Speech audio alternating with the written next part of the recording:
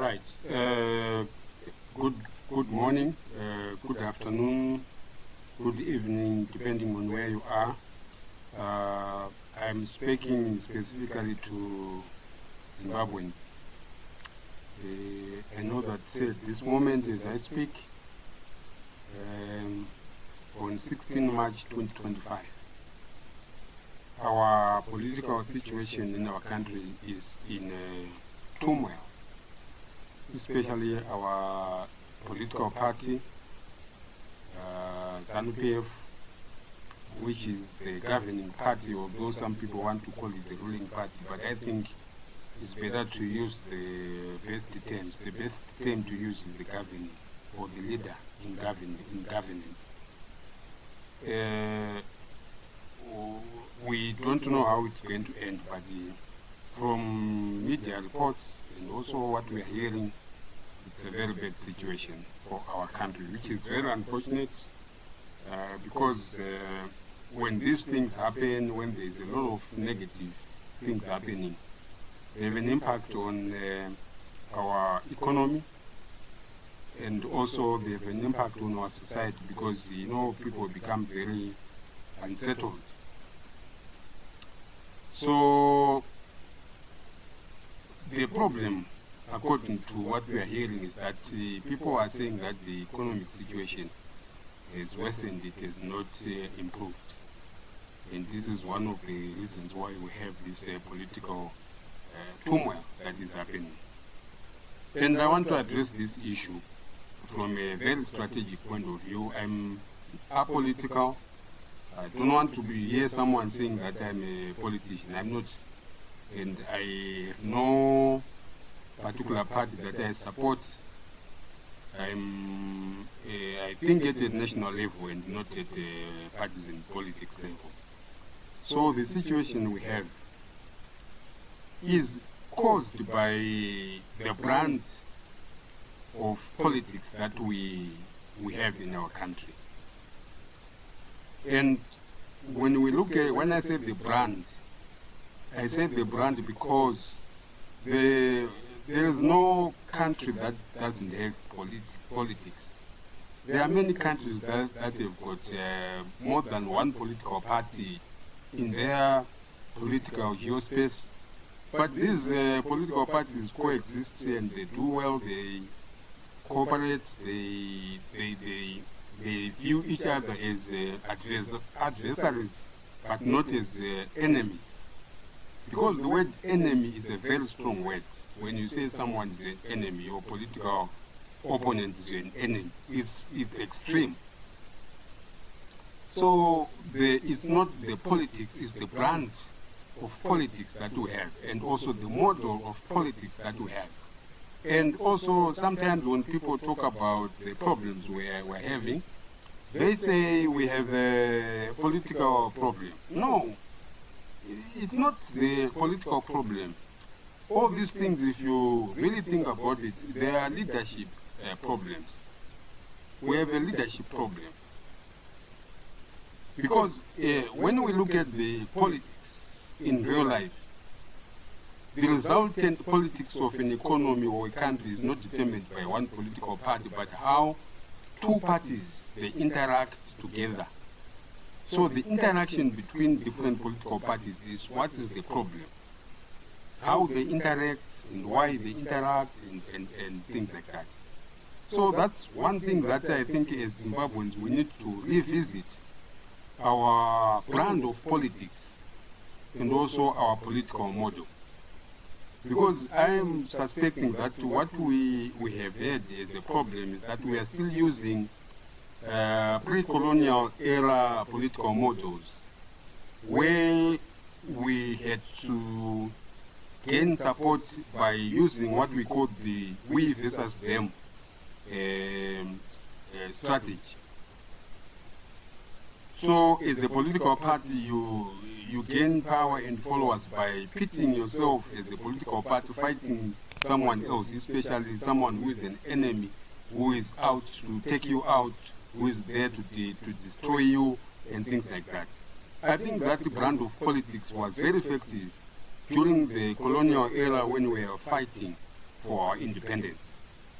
But now we are 40 years or more after gaining our independence. So I think at this moment we need to change the brand of politics and the model of politics that we are having. The kind of economic management and economic leadership, I think let's not directly link politics and economics. Because if we put a direct link between politics and economics, we misdiagnose the economic problems that we are facing and what is causing them. The economic challenges we are facing, I know some people are going to say some very interesting things about what I'm about to say. The economic challenges that we are facing are not caused by Zanu PF. They are not caused by the opposition. They are not caused by sanctions. They are caused by two things. They are caused by leadership, economic leadership. They are caused by economic strategy. So those are the things that are causing our economic challenges to continue. These political problems are not caused by our land reform, the famous one, the land reform. The land reform may have triggered negative impact on the economy because if you remember, our economy was agro-based economy. So we used to say that the economy, the agriculture was the backbone of our economy, meaning that the agriculture was the nerve center of the economy. Now when you are reorganizing an economy, and also agriculture, people don't understand agriculture correctly. Commercial agriculture is not land and crops. It's a complete ecosystem, a whole system, a value chain system, and also an ecosystem. So if you disrupt one element of that system, the whole system crumbles. So what is called a farm is not just the land and the buildings and the infrastructure that you see on the farm. A real farm in a commercial sense is a system that also includes many other players, the buyers of products and services, the providers of farm inputs, all those things. It's a system. So we disrupted the system. So it triggered certain very serious impact on the whole economic system, like production. We are looking at supply of goods and services. We are looking at those companies which were there for processing of agro produce. So this for moment of disruption, it triggered, but it did not cause the long-term impacts. The long-term impacts are caused or were caused by how we responded to the impacts of the land reform. So I'm saying this again in terms of sanctions, to say that sanctions are not the reason. Sanctions may have triggered or they may have imposed some obstacles, but the problem is not with the sanctions and those who imposed them. The problem is how we responded to the sanctions. And also I'm talking about this because this is a strategy now. How we responded to the sanctions is what caused the problem. So, and then also, why I'm saying this, sanctions are a form of war. If some people really understand how the statecraft in terms of strategy, there are many forms of war. The one that most people want to call war is the one where you pit man for man with weapons so that they destroy each other. But if you read your books properly on strategy, that is the West form and the ultimate. But otherwise, there are other instruments of war that does not involve guns and killing other people. One of the things is the sanctions, you know. That is also, if we agree that these were real sanctions, because we need to be very clear when we want to talk about strategy. Strategy needs clarity of thinking, surgical precision assessment of situation. It does not need narratives, because once you go into strategy with narratives, you will never solve the problem, you will never achieve strategic goals. So the way we responded to sanctions, like making demonstrations and having these friends of ours coming and having demonstrations, it was obvious that they would not work. For a number of reasons that I say to people, if sanctions are a form of war, the moment you stand up and start complaining and saying our problems are caused by sanctions, you are actually admitting to those who impose sanctions that the sanctions are working. And their objective is being met, and they'll actually even do more if they want to make sure that these sanctions are working. So I'm saying, in summary, everything that we are having this today is caused by our own thinking, our strategic thinking, and also our values, our beliefs, our economic models, and also the social construct of what we call politics, the model of politics and brand of politics, and also the issue to do with economic leadership and economic strategy. Now, if we talk about economic strategy a little bit deeper, the economy consists of about 5 core components in terms of players.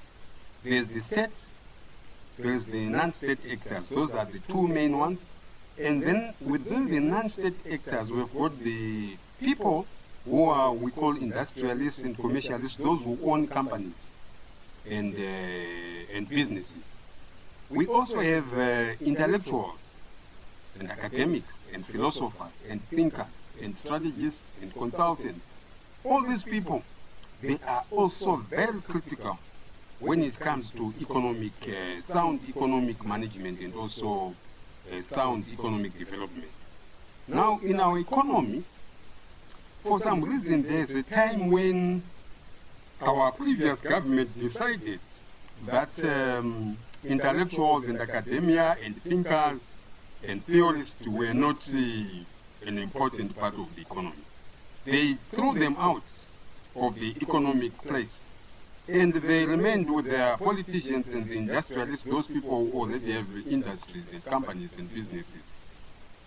This, I believe, created a very serious strategic and theoretical gap in the economy.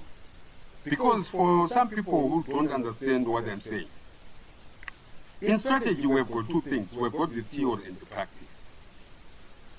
Strategy starts with theory and then goes into the practice. And the practice feeds back into strategy.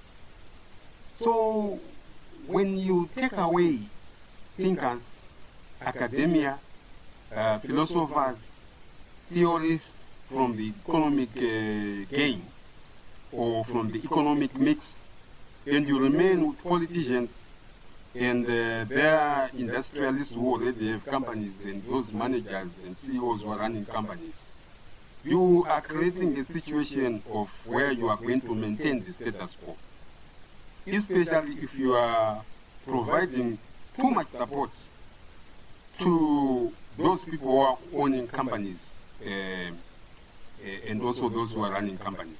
Especially if you are government, you are supporting them too much with financial resources, and so that they keep on running their own companies, even if they are doing it for the country. It's a grave strategic economic mistake, because you promote monopolies and you kill competition. So the only solution that I think is needed in our economy, in our country, is to revisit our economic model to revisit our brand of economic or of political politics, our brand of politics, our political model, and also our economic model, and the economic leadership back to strategy and to planning and to resourcing and to capacity building. Because one of the things I say to people is if we become very strategic economically, we can solve these problems within 5 to 10 years. We begin to see very big changes, positive in terms of economic performance, economic growth, and some of these problems that we are facing will continue to disappear very fast. Because all that we need is sound economic leadership and also strategic thinking and also ambition. Because right now, as I speak, we don't have a strategy for economic strategy for the country. I'm not saying NDS 1, NDS 2, they are bad things. They are very brilliant blueprints, but they are not strategies and they are not strategic plans. And that is the fact. So what we needed to do and what we have done is then to develop proper economic strategic plans using the blueprints, economic blueprints, NDS 1, NDS 2. Because they are not strategies, they are blueprints, brilliant blueprints, but a blueprint is not a strategy. So I hope that what I'm saying is making sense to some of you, fellow Zimbabweans, and I think maybe let's revisit our things, and especially things economy and also things economic leadership and management, and also our brand of politics and our model of politics. For more information, if you want to contribute and share, you can WhatsApp me up on +263 77444748. You can send an email to metastrategist@simonbere.org. Thank you.